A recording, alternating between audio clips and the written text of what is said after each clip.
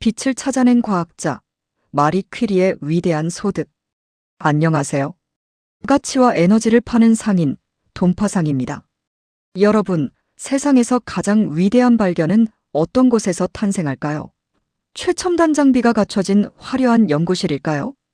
오늘 이야기는 사방이 칠흑처럼 어두운 실험실에서 홀로 밤을 지새우며 시험관 속에서 피어오르는 신비로운 푸른 빛을 바라보던 한 여성의 이야기입니다.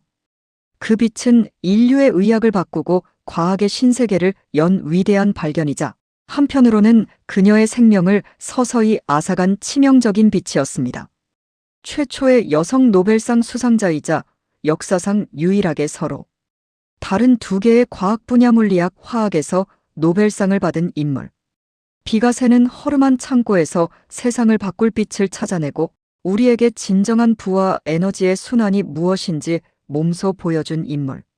바로 마리 퀴리입니다. 암흑 속에서 피어난 영광스러운 시절. 마리의 본명은 마리아 스클로도프스카. 그녀가 태어난 19세기 후반의 폴란드는 러시아의 지배를 받으며 암흑기를 겪고 있었습니다. 설상가상으로 당시 폴란드에서 여성은 대학에 입학할 수조차 없었죠. 하지만 마리는 배움을 포기하지 않았습니다.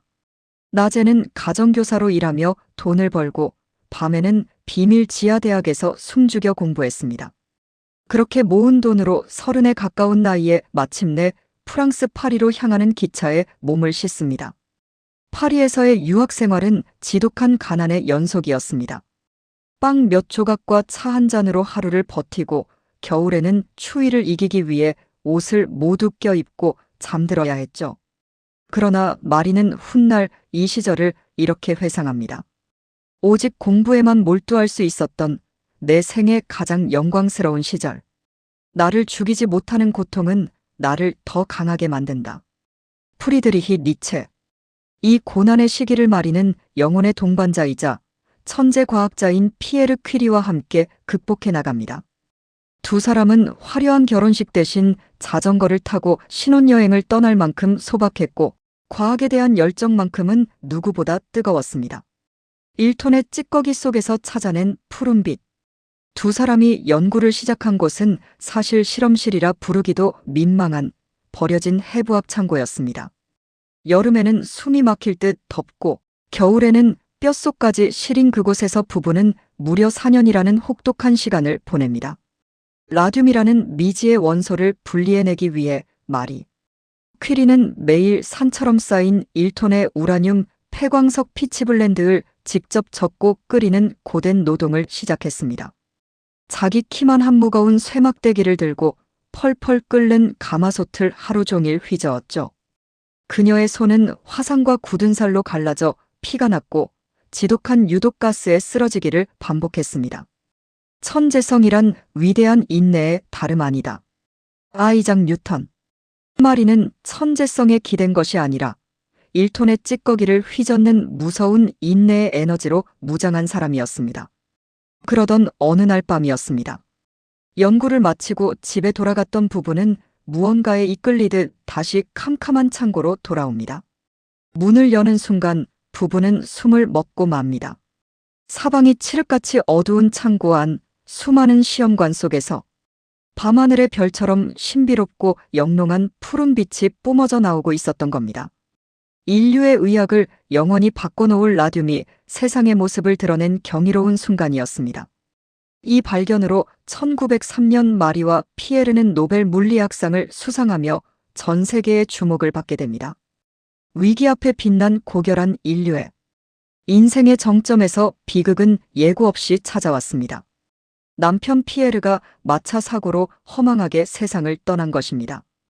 깊은 슬픔에 잠길 법도 했지만 마리는 남편의 대학 교수직을 이어받아 프랑스 최초의 여성 교수가 되었고 연구를 지속해 1911년 두 번째 노벨상 화학상을 거머쥡니다.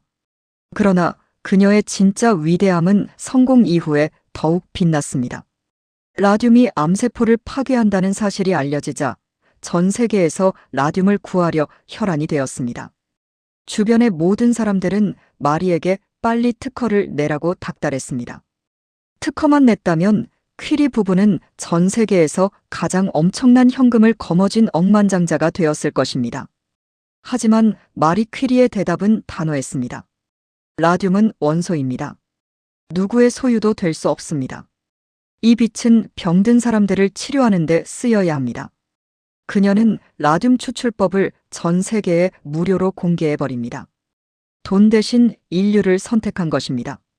저는 마리 퀴리의 이 결단이야말로 우리 민족의 위대한 정신인 인내천 사람이 곧 하늘이다과 홍익인간 널리 인간을 이롭게 한다을 완벽하게 실천한 삶이라고 생각합니다. 돈이라는 종이 쪼가리 대신 사람을 하늘처럼 귀하게 여기고 온 인류의 생명을 구하는 길을 택한 것이죠. 가장 가치 있는 삶은 다른 사람을 위해 사는 삶이다.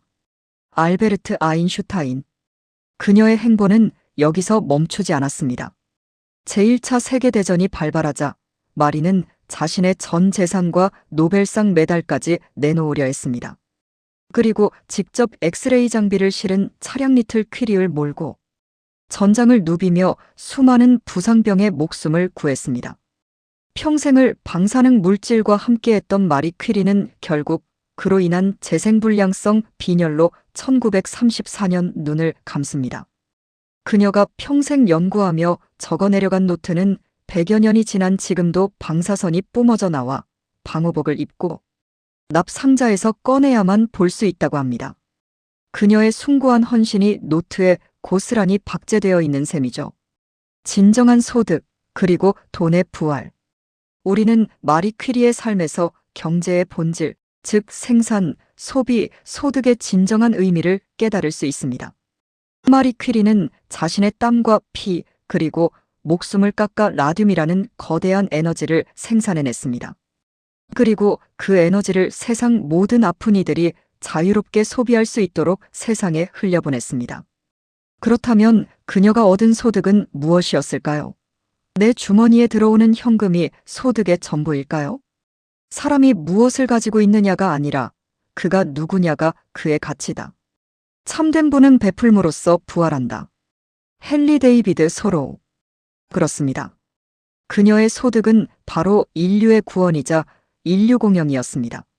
수백만 명의 생명을 살려낸 그 거대한 가치가 다시 우주적인 에너지로 순환되어 마리 퀴리라는 이름을 영원히 죽지 않는 불멸의 빛으로 부활시킨 것입니다.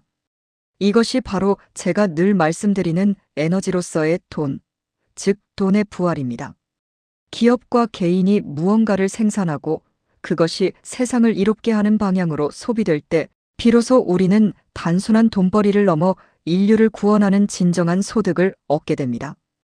홍익인간의 정신으로 가치를 창출할 때 경제는 비로소 세상을 살리는 혈맥이 되는 것입니다.